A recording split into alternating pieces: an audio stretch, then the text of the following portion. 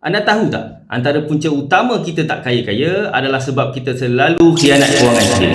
Ramai orang gagal bina kekayaan sebab tak mampu kawal diri daripada bocorkan simpanan sendiri. Umpama seorang bendahari yang pecah amanah, hukumannya anda akan lambat kaya. Perkara macam ni terjadi sebab tak ada disiplin kewangan. Simpanan kecemasan hanya patut disentuh bila ada kecemasan. Simpanan pelaburan pula hanya patut digunakan bila ada peluang pelaburan.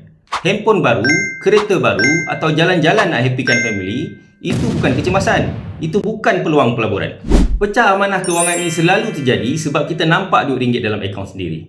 Bila nampak nombor-nombor tu, kita akan rasa berduit dan tergoda nak berbelanja.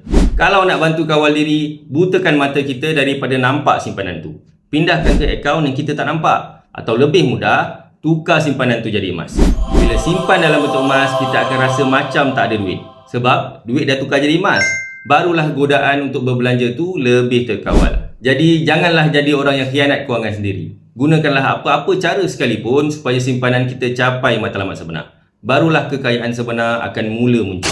Kalau anda rasa video ni bermanfaat, boleh klik follow, like dan share untuk lebih banyak ilmu tentang kewangan dan emas. Jumpa lagi.